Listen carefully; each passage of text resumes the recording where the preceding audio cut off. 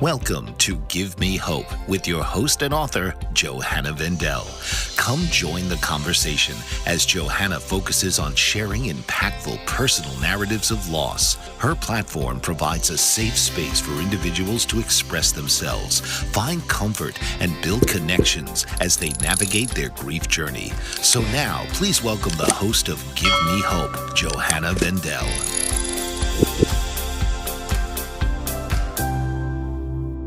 Good day, everyone, and welcome to Give Me Hope with Johanna.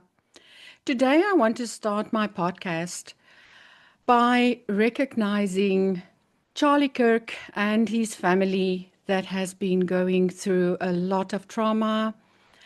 And all I want to say from my side is that may God keep his hand over Erica and her family in the years to come. And this has shocked me so much because my children also followed Charlie. And when my daughter called, she was crying. My little girl came from school, 15, 14 years old, almost 15.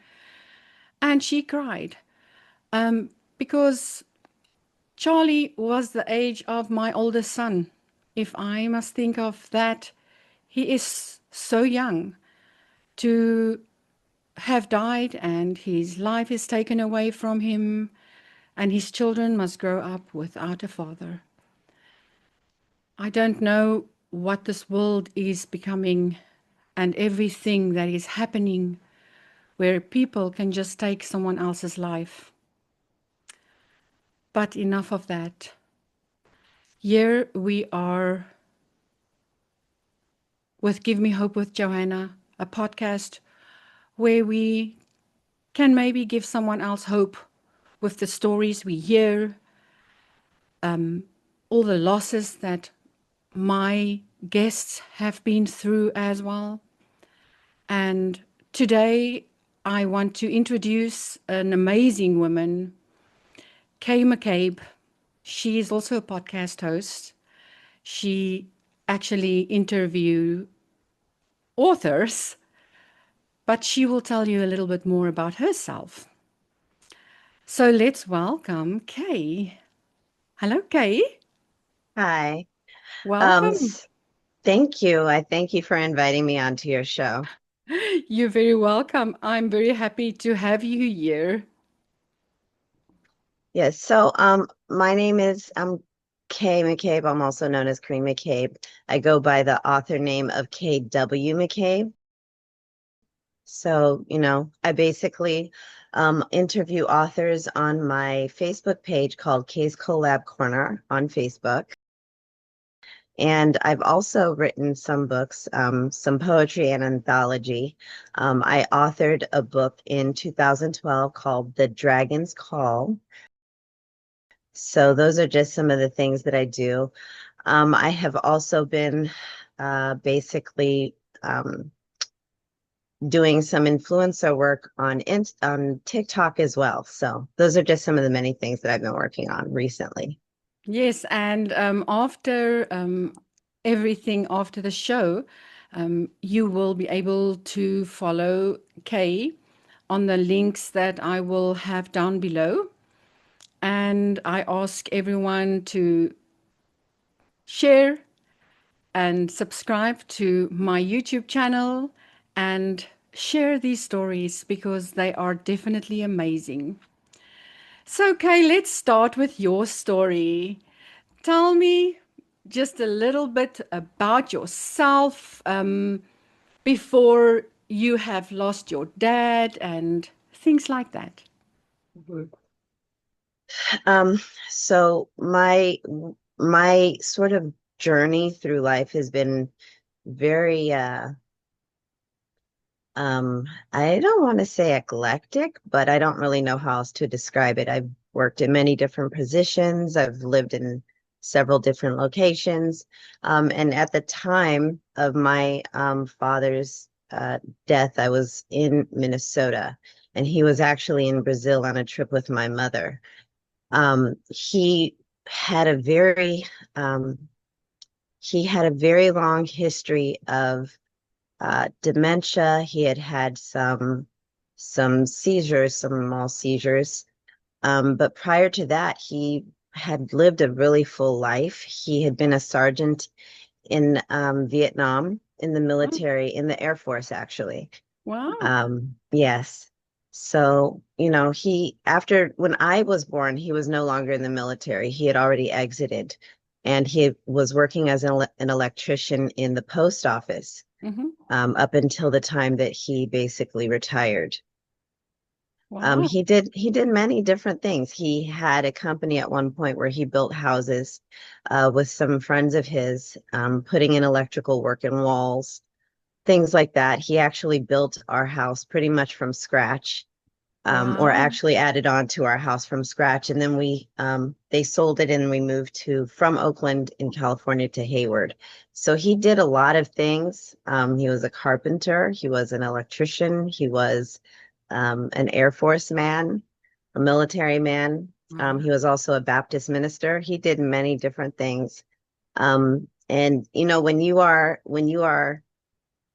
when you're thinking of somebody that you grow up under and that you've grown up with, you don't ever think that anything's really like something will happen to them one day, because it all comes for all of it comes for all of us, but it doesn't actually solidify in your mind until they're gone. That is And so I true. Yeah. The realization is so big when you lose that special person in your life. And to cope with it, it can be quite a lot. And then to think you have to go on without them. It is it is a feeling that I do not want to lie on anyone out there. And with everything going on in this world, it's almost scary to think that your life can just be taken away in a second. Oh, this week was so difficult. It was 9/11 and the shooting, and then the church shooting and everything. It's to lose people. It is something that I do not want anyone to go through. And your father, when did you lose him? What year? Um, so I lost him. I was living in Minnesota. It was 2013 when he passed. And prior to that, when I had still been living in California, he and I had actually had an argument. And they were not the last words that I said to him, but they were the most unhappy, intense words that I said to him. And, when he passed, those were the only things that I could remember. Um, I couldn't remember if I had told him that I loved him. I couldn't remember if I had told him, how much I valued that he had been my father. It's kind of crazy because when you lose someone, all of a sudden you remember all of the things that you did wrong. Oh, I You know that remember how you feeling. did not say you loved them enough. Yes, I know that feeling so much. I actually had a dream of my dad, and I had a dream of my twin sister, and I had a dream of my mom. Have your dad like come to you in a dream where you actually told him that you loved him for you to kind of move on? Because that's what happened to me. I mean, um, with those three people, it's not that I didn't have a good relationship with them. It's just that I didn't say goodbye, and it was quite hard for me to lose them like that. And it is actually so strange how it works. Have you ever experienced something like that? I've had several dreams of my father, but every time I have dreamed about my father, he was alive in Oh, my dream. So I never had that whole feeling of loss again until I woke up. It was always me remembering him as he had been, or having conversations with him as he had been. Oh, I never knew in the dream that he was gone again until I woke up. oh, that's amazing. I think that's a nice dream to have, Wow. So, how did he pass away at the end, if I may ask? Well, again, my mother had taken him, they had gone on a trip to Brazil to visit her family because my mother's Brazilian. All of my mother's family is in Brazil, and he loved Brazil. He felt like it was his second home. And while he was there, he suffered another seizure, and this time it he passed away from it. But we all believe um, that he was in the place that he would rather have been. Um, That, wow, that is actually quite hot. My heart feels for that because with my dad also, when he passed away, we were living in Johannesburg, South Africa at the time. And my dad said, no, we have to move back to Port Elizabeth where I grew up because if I must die one day, I want to die there. And we packed up, we moved, and basically I grew up in Port Elizabeth in Dispatch, small little town in Port Elizabeth down south in South Africa. And that's where my dad grew up, and that's where my dad passed away. It's strange actually how you say that now as well, and how people say these things, and then not long after they say something like that, they pass away. Honestly, I feel like p possibly when you are older, you start to know when it's going to, be your time soon. I've heard of this phenomenon happening a lot, that people sort of know when their time is coming. Yeah, I've also heard about that, that people prepare themselves. They phone family, friends, and you only find out about this later after the death of that person that, oh, he hasn't phoned me in years. And then last week I heard from him, things like that. And oh, that it is kind of strange. I also believe in that. And your mother, is she still alive? Yes, yes, she's still living. She does a lot of traveling. She travels from between California and Arkansas. She owns a few Nice. properties. She owns several properties actually. She also lives. She also travels to Brazil frequently. Honestly, at any given time, I don't even know where my own mother is. You mean She's she's always enjoying her traveling. life now? And I also, when I'm that age, I want to just travel the whole of America. I say that I don't have to really go anywhere else because America's got 50 states. And I Right, still have a lot to see. So I am very excited to travel the rest of America. I'm actually right. going to Hollywood in 2 weeks' time. I am Oh, so excited as I am a finalist for Author of the Year with the International Impact Book Award Company. oh, that's So I am wonderful. I'm at this moment so excited for that to come. It's unbelievable to actually say it out loud. But That's that's wonderful. I've actually spoken to two authors who are a part of that as well. So it must be an amazing opportunity. yes, I'm looking very forward to that and all the authors that will be participating. And it's going to be the first time that I am going to California. So I think it will be an amazing experience, to go and represent my books that I have written and won 2 awards for. So yeah. Do you want to tell us a little about your book? Yes, so in 2012, like I said, I basically wrote and self-published a book called The Dragon's Call. It's right there. I don't know if you can see it very clearly through the camera. It's a beautiful Um, cover. Thank you. Yes, I actually had an artist design the cover, and it's basically about a world that has been taken over by dragons. It's sort of it's definitely YA. It's slightly dystopian. And it's basically about the main character, the protagonist. Her name is Cecily, and how she meets this dragon, this prince of the dragon kingdom named Derek. And this is after a major war on Earth, sometime in an alternate world, in an alternate future, where there was a major worldwide battle against dragons and humans lost.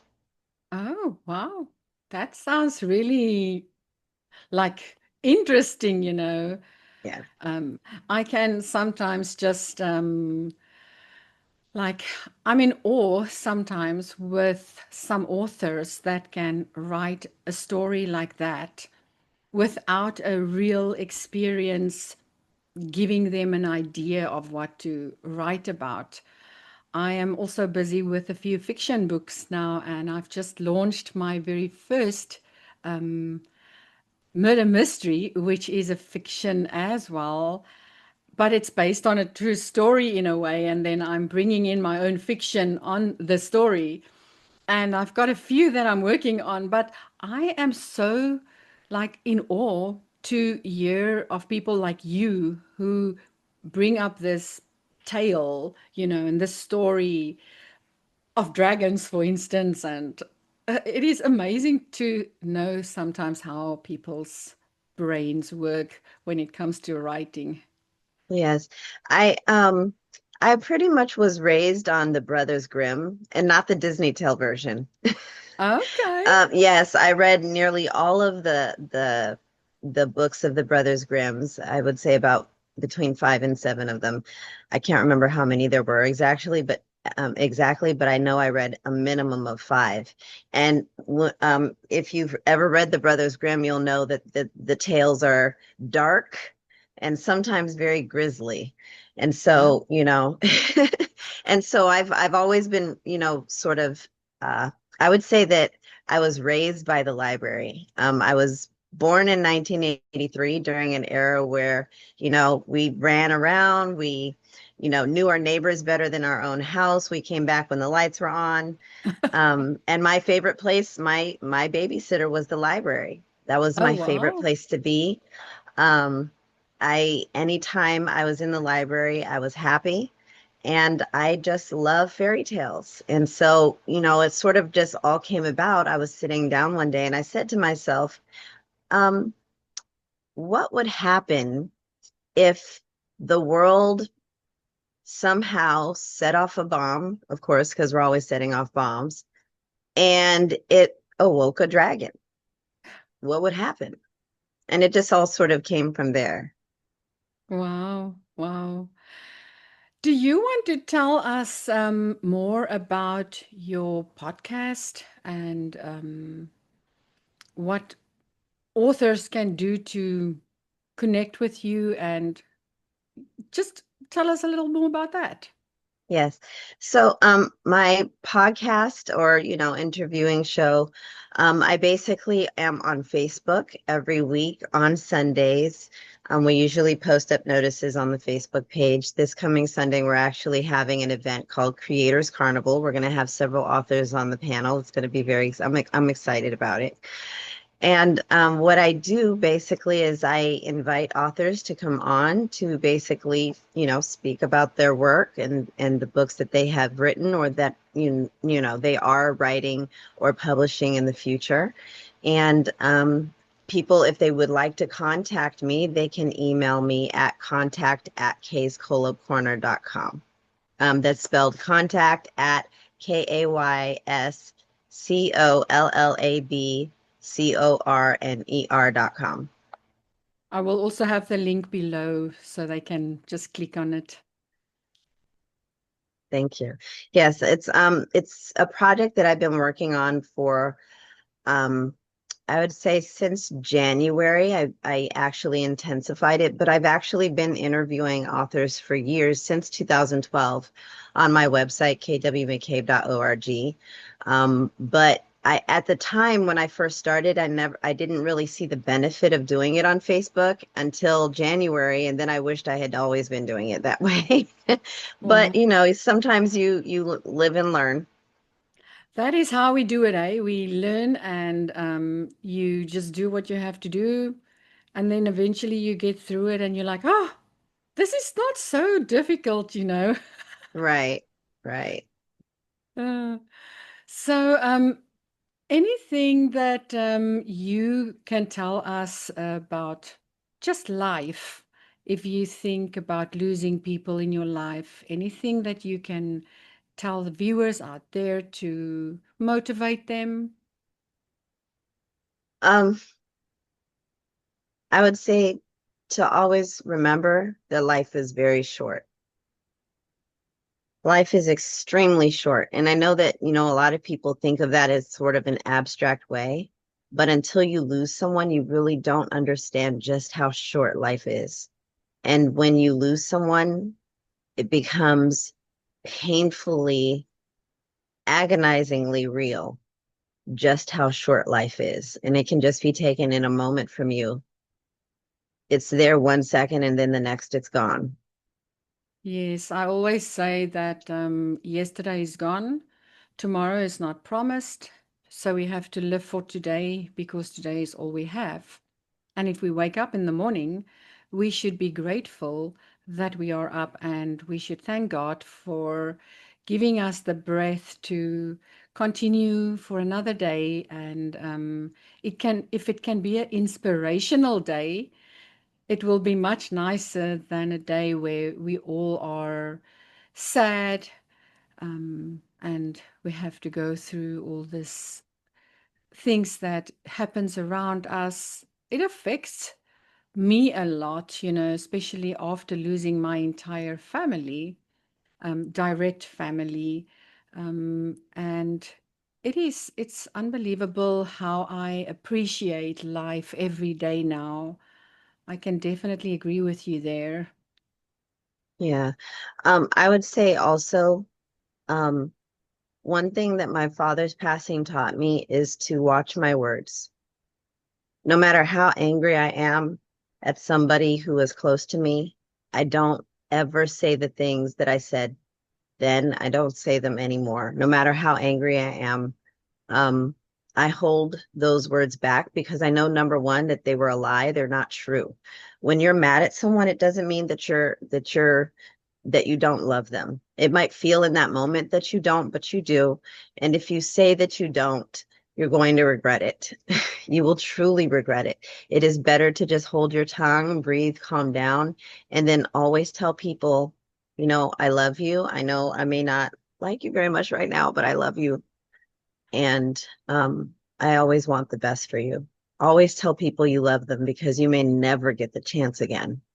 Yes, I had a CEO years ago when I started in the cosmetic industry. I was a manager and then I was a trainer for a very long time. So I worked with many consultants and therapists, which I trained in our products and massage techniques and things like that. And my CEO at that time was my biggest mentor ever. And she always said to me that the same words that you've now said, similar to what your dad told you, but she said, turn your tongue 7 times around. And I don't think you will be able to do that. So while you're struggling to do that, you will think about what you want to let Say, out and what you want to say, and maybe you will then not say it. So that right. was quite a lesson as well, that I always have in the back of my mind that one should always speak good upon other people and even people that do me in sometimes, and lately I've been done in quite a lot where I've lost money and everything. I I don't think bad of these people. I just feel sometimes communicate with me, and um, let's talk it out if you can't pay me back or something like that. But to put something bad upon their lives because they've done this bad thing to me, I don't even want to go there or lie that upon them because I believe in what you just said, don't do to others that you don't want to have upon yourself. And I feel that God can bless you in a way if you just if you just stay humble and kind. That's all I always tell my kids as well. Yeah. Honestly, like I think just losing the people that I have lost in my life makes me to understand that um the people around me that are close to me that I love, their lives are precious. Um, even when they have irritated my soul to death, their lives are precious to me. And you never really understand how true that is until you lose someone. And then Yes. you realize just how much they meant, and it's too late to say it. So Yes. always tell people. I know there's a saying, give people their flowers while they're alive. And I mean, just speak it, just say it every single time, because that one time that you don't may be the time that you never are able to say it again. So Yes, that is very true words. Wow.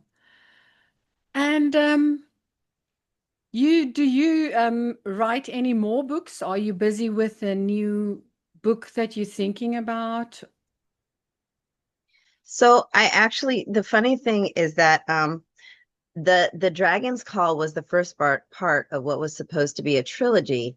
Oh, And I completed it, but did not publish because I was still in the editing process. I'm still in the editing process. Once I've completed the editing process, I'm thinking that I will not make it a trilogy. It will be more of a duology. Simply because I like my stories to be very concise. I don't like reading series where they put a whole bunch of filler words for no reason just to make the series longer. I don't like that, and I would not do that to my own readers. But yeah, so I do have this project that I'm still continuously working on that will be published in the future. And it is completed. But aside from that, I've also completed a lot, an anthology, some poetry books, various short stories. Those are all published. There's one short story that I had published called The Lord of Death, and it was actually in audio format. A very nice man. Actually, I cannot recall his name right now, but he's gone on to do many other works. Was the narrator for The Lord of Death, and it's available on Amazon and Audible. oh wow. I have watched a few of your podcasts, and it's quite interesting to hear the different authors telling their stories. And also, I was really intrigued in that podcast where the young man was talking about screenwriting, and that's a complete different writing theory behind it, all the writing there, I would say. Right. Yes, he came on and he did like a very short workshop. So that was really awesome because none of the authors on the panel, including myself, had actually taken a screenwriting course. So for him to give his perspective and sort of his wisdom and knowledge was really amazing and fun. And from listening to his workshop and just watching him and, taking notes on his process, it is a very different type of writing skill. It's almost as though you're writing, in my perspective, it's almost as though you're writing from the outside. You're writing as um, someone observing all of the 3D physical aspects of the scene. Yes. Right. Versus being on the inside writing the story itself. not only do you have to be on the inside to understand the characters, internal processing, but you also have to be on the outside of what does the audience see in this scene? Where is the furniture? Where are the characters in relation to these objects? So it's very different. It is, it is. I think it's that one that I listened to, and oh, it was really, I listened to the whole thing and it was so intriguing, and thinking about my stories that I'm writing, that I think can really turn into movies one day, because they have a very strong story behind them. But I write more about things that happened in my life and turn that into fiction, and to write stories, like you say, out of myself, looking inwards. I think that will be difficult for me, but someone can always take my story and turn it into a screen writing story, and maybe make a movie of it. I Right, always right. I always think, maybe one day one of my stories can become a movie. Right. Yes. I love learning different aspects of the craft. I love learning different things, period. The problem with me is that I'm always trying to learn something, and sometimes I try to learn too many things all at once. And so, I would love to take the time to also just sort of practice screenwriting, but my plate is full right now, overly full. But in the You are future, very hopefully, as busy from what I see, and the amount of times that you have your different podcasts. You don't just have the one podcast, you actually have a different one as well. Is it? Because I'm sure I've seen you on a different yes, podcast as well, or on different times. And you are right. not interviewing. Do you have something else as well? So, in the past, I had a personal podcast. Excuse me. Um, it was a few years back. I would say it was around the beginning of 2020, 2021. It was during COVID. And I was we were all in lockdown. And so I started making a podcast back then. I have a number of those episodes still on, I believe it's Spotify. It was owned by a different company and they were bought out by Spotify. So all of my works from that are still on Spotify. And Okay, then maybe prior that's what I've to, seen then. yeah, well, that was that was the very first podcast that I actually ever started. And then after that, I started another podcast very briefly called The Onyx Phoenix.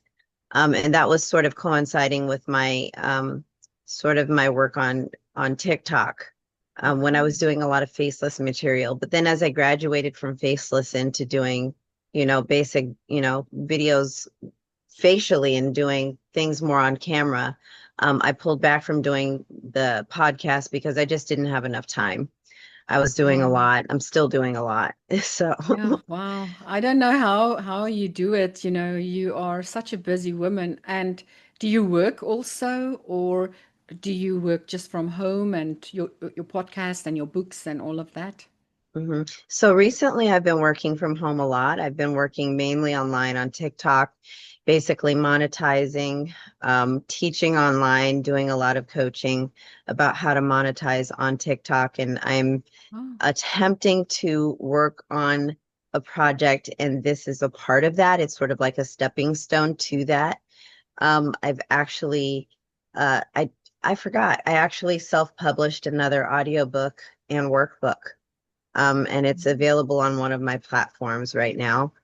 I have not published it to Amazon because they have raised a lot of their prices, so I will not be publishing that on Amazon.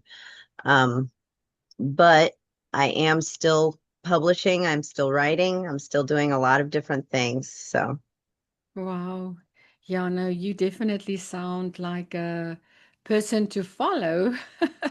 So if anyone out there wants to follow her, her links will be down below. And yeah, you definitely have interesting people coming on your podcast and on your show as well. Um, Much different to my podcast, but if anyone is watching today and you have written a book, or you have an inspirational story to tell, please reach out to me, because this is what Give Me Hope with Johanna is all about, is inspiring people out there with their life stories, and just let people know that life can go on. So yes, definitely follow to get to know what's going on these podcasts, especially with Kay as well. Well, Kay, anything else that you can share with our viewers? So I would just share you know, just in terms of some of the things that we've talked about, life being short, and also just doing the things that you want to do, because you may not have very much time to do them. And I know that sounds sort of um, melancholy, I suppose you could say, but it's the truth. Life is so short. Do the things that you want to do.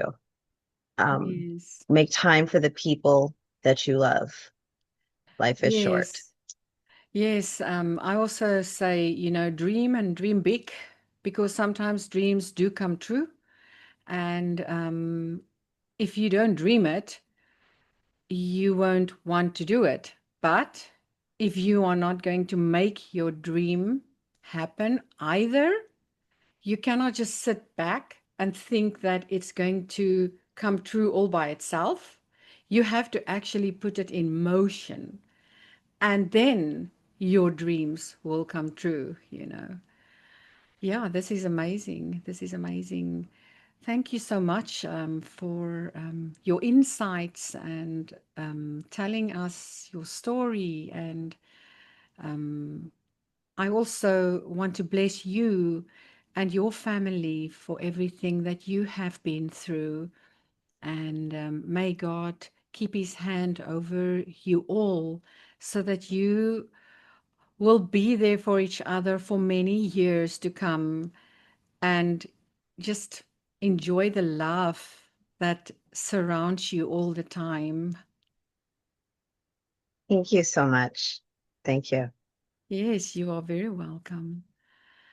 Well, that was Kay McCabe, a wonderful woman that I have recently learned about and met. I have even been on her podcast to tell my story, and amazing lady that I have now put in my life and will definitely stay there. While you are watching Give Me Hope with Johanna, I will be back next week with another interesting story. So please follow me on YouTube and subscribe. But most of all is share, because if we don't share these videos, you never know if there might be someone out there that needs to hear a story that can give them some hope. Enjoy the rest of your day, enjoy the rest of your week, and may this week be a blessed week for every one of you. Thank you, and goodbye. This has been Give Me Hope with your host, Johanna Vendel. Join Johanna each week and harness the transformative power of storytelling to facilitate healing and growth. Wednesdays, 11 a.m. Eastern.